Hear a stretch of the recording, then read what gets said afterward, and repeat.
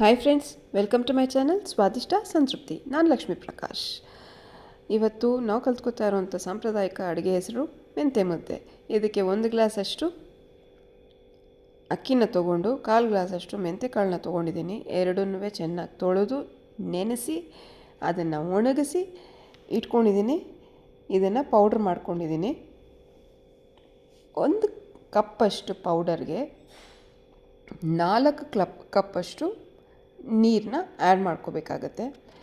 ನೀವು 3.5 ಕಪ್ ಆದರೂ ಹಾಕ್ಕೋಬೋದು, ಇಲ್ಲ 5 ಕಪ್ ಆದರೂ ಹಾಕ್ಕೋಬೋದು. ನಿಮಗೆ ಯಾವ ಟೈಪ್ ಮುದ್ದೆ ಬೇಕು ಅಂದರೆ ಕನ್ಸಿಸ್ಟೆನ್ಸಿ ಹೇಗಿರಬೇಕು, ಒಂದು ಬಾಲ್ ಥರ ಬೇಕು ಇಲ್ಲ ಅಣಕಾಗಿರಬೇಕು ನೋಡಿಕೊಂಡು ನೀವು ಡಿಸೈಡ್ ಮಾಡ್ಕೋಬೇಕು. ನೀರೆಲ್ಲ ಹಾಕಿದ್ಮೇಲೆ ಇದನ್ನು ಗಂಟಿಲ್ಲದೆ ಮೊದಲಿಗೆ ಕಲಿಸ್ಕೋಬೇಕು. ನಂತರ ನಾವು ಸ್ಟವ್ನ ಆನ್ ಮಾಡಬೇಕಾಗತ್ತೆ.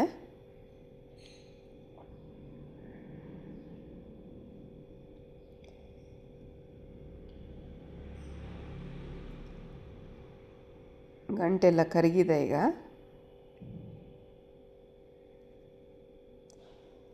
ಸ್ವಾದಕ್ಕೆ ಎಷ್ಟು ಬೇಕೋ ಅಷ್ಟು ಉಪ್ಪನ್ನ ಆ್ಯಡ್ ಮಾಡ್ಕೊಳ್ಳೋಣ.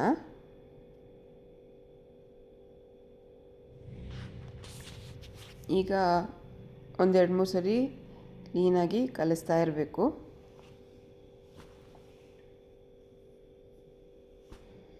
ಮೆಂತೆಕಾಳು ದೇಹಕ್ಕೆ ತುಂಬ ತಂಪು ಅಂತ ಎಲ್ಲರಿಗೂ ಗೊತ್ತು. ಶುಗರ್ ಪೇಷಂಟ್ಸ್ ಕೂಡ ಮೆಂತೆಕಾಳನ್ನ ಕನ್ಸ್ಯೂಮ್ ಮಾಡೋದ್ರಿಂದ ಶುಗರ್ ಕಂಟ್ರೋಲಿಗೆ ಬರುತ್ತೆ. ಆಮೇಲೆ ವಯಸ್ಸಿಗೆ ಬಂದಿರೋ ಮಕ್ಕಳು ಮೆಂತೆಕಾಳನ್ನ ಕನ್ಸ್ಯೂಮ್ ಮಾಡಿದ್ರೆ ಅವ್ರ ದೇಹ ಗಟ್ಟಿ ಆಗುತ್ತೆ. ಸೊ ಇಂಥ ಟ್ರೆಡಿಷ್ನಲ್ ರೆಸಿಪೀಸ್ನ ನಾವು ಆ್ಯಡ್ ಮಾಡಿದಾಗ ಆ ನ್ಯೂಟ್ರಿಷನ್ನೂ ಸೇರುತ್ತೆ, ನಮ್ಮ ದೇಹನೂ ಗಟ್ಟಿಯಾಗುತ್ತೆ ನ್ಯಾಚುರಲಾಗಿ. ಇದು 10 ನಿಮಿಷ ನಾನು ಕಲಿಸಿದ್ದಕ್ಕೆ ಈ ಕನ್ಸಿಸ್ಟೆನ್ಸಿಗೆ ಬಂದಿದೆ. ಸಮ್ಮರ್ಸ್ಗೆ ಇದು ಮಾಡಿಸಿರುವಂಥ ಬ್ರೇಕ್ಫಾಸ್ಟ್ ಅಂತಲೇ ಹೇಳ್ಬೋದು, ಇಲ್ಲ ಲಂಚ್ ಅಂತಲೂ ಹೇಳ್ಬೋದು. ಯಾವುದಕ್ಕೆ ಬೇಕಾದರೂ ನೀವು ಮಾಡ್ಕೋಬೋದು. ತಂಪನ್ನು ಕೊಡುತ್ತೆ. ರಾಗಿ ಮುದ್ದೆ ತಿನ್ನಿ ಅಂತ ಏನಾದರೂ ಹೇಳಿದ್ರೆ ಎಲ್ಲರೂ ನಮಗೆ ರಾಗಿ ಮುದ್ದೆ ಡೈಜೆಸ್ಟ್ ಆಗಲ್ಲ, ಅದು ತುಂಬ ಹೆವಿ ಅಂತ ಹೇಳ್ತಾರೆ. ಬಿಕಾಸ್ ಇವಾಗ ಎಲ್ಲರದು ಒಂಥರ ಸೆಡೆಂಟ್ರಿ ಲೈಫ್ ಸ್ಟೈಲ್ ಆಗಿರೋದ್ರಿಂದ ರಾಗಿ ಮುದ್ದೆ ಡೈಜೆಸ್ಟ್ ಆಗೋದಕ್ಕೆ ಕಷ್ಟ ಆಗುತ್ತೆ. ಇದು ಲೈಟಾಗಿರುತ್ತೆ, ಆದ್ದರಿಂದ ಇದು ಈಸಿಯಾಗಿ ಡೈಜೆಸ್ಟ್ ಆಗುತ್ತೆ. ಸೊ ಇಂಥ ಇನ್ಸ್ಟಂಟಾಗಿ ಈಸಿಯಾಗಿ ಮಾಡುವಂಥ ರೆಸಿಪಿಗಳಿಗೆ ಸ್ವಾದಿಷ್ಟ ಸಂತೃಪ್ತಿ ನನ್ನ ಚಾನಲ್ನ ಫಾಲೋ ಮಾಡೋದನ್ನು ಮರಿಬೇಡಿ. ರೆಸಿಪಿಗಳನ್ನ ಟ್ರೈ ಮಾಡಿ. ನಿಮಗೆ ಇಷ್ಟ ಆದರೆ ಫ್ರೆಂಡ್ಸ್ ಆ್ಯಂಡ್ ಫ್ಯಾಮಿಲಿಗೆ ಶೇರ್ ಮಾಡಿ. ಇನ್ನು ನನ್ನ ಚಾನಲ್ನ ಸಬ್ಸ್ಕ್ರೈಬ್ ಮಾಡಿಲ್ಲ ಅಂದರೆ ದಯವಿಟ್ಟು ಸಬ್ಸ್ಕ್ರೈಬ್ ಮಾಡ್ಕೊಳ್ಳಿ. ನೋಡಿ, ಇದೆಲ್ಲನೂ ಆಗಲೇ ಸೈಡ್ಸ್ ಬಿಟ್ಕೋತಾ ಇದೆ. ಅದು ಮಾಯಿಶ್ಚರೆಲ್ಲ ಹೀರ್ಕೋತಾ ಇದ್ದರೆ ಆ ಶೈನ್ ಅನ್ನೋದು ಮೇಲೆ ಕಾಣಿಸುತ್ತೆ, ಆಗ ಇದು ಆಗಿದೆ ಅಂತ ಅರ್ಥ.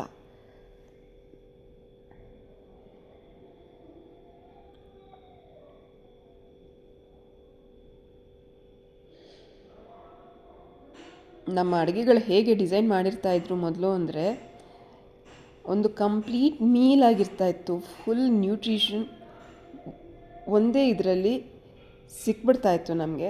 ಇವಾಗ ಇದ್ರ ಕಾಂಬಿನೇಷನ್ ಕೂಡ ಅಷ್ಟೇ, ಹಸಿ ಮಜ್ಜಿಗೆ ಸಾರು ಅಂತ ಮಾಡ್ತಾರೆ.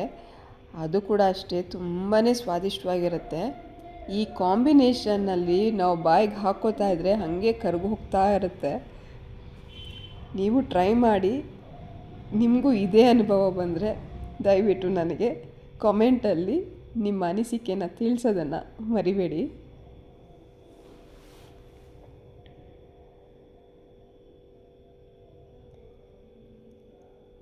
ಇದು 1 ಗ್ಲಾಸಷ್ಟು ಹಾಕಿದ್ರೇ ಎಷ್ಟೊಂದಾಗಿದೆ ನೋಡಿ. ಸೊ ನಿಮಗೆ ಎಷ್ಟು ಬೇಕು ಅಂತ ನೋಡಿಕೊಂಡು, ಇದು ತುಂಬ ಒದಗುತ್ತೆ, ಅದರಿಂದ ಹೇಳ್ತಾ ಇದ್ದೀನಿ. ನೋಡಿಕೊಂಡು ಎಷ್ಟು ಬೇಕೋ ಅಷ್ಟು ಹಾಕ್ಕೊಂಡು ಮಾಡ್ಕೊಳ್ಳಿ.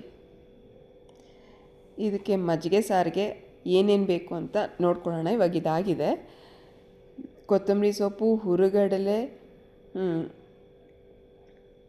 ಜೀರಿಗೆ, ಉಪ್ಪು, ಹಸಿ ಕೊಬ್ಬರಿ, ಮೆಣಸಿನ್ಕಾಯಿ ಮತ್ತು ಕರಿಬೇವು ಇವನ್ನೆಲ್ಲ ಹಾಕಿ ಮಿಕ್ಸ್ ಮಾಡಿಕೊಂಡು ಮೊಸರನ್ನ ನಾನು ಚೆನ್ನಾಗಿ ಕಲಿಸ್ಕೊಂಡಿದ್ದೀನಿ. ಅದಕ್ಕೆ ಮಿಕ್ಸಿಗೆ ಹಾಕಿರುವಂಥ ಇದನ್ನು ಹಾಕಿ ಮಿಕ್ಸ್ ಮಾಡೋಣ.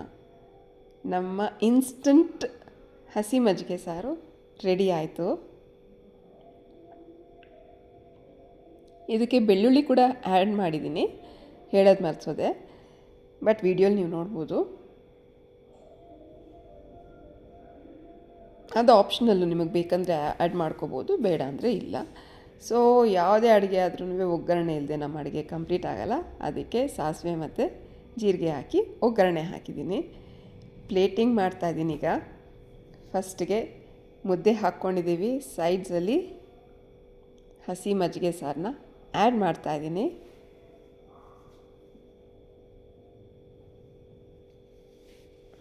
ಒಂದನ್ನು ಮರೆತ್ವಿ, ಈಗ ಇದಕ್ಕೆ ಬಿಸಿ ಬಿಸಿ ತುಪ್ಪ ಹಾಕಬೇಕು.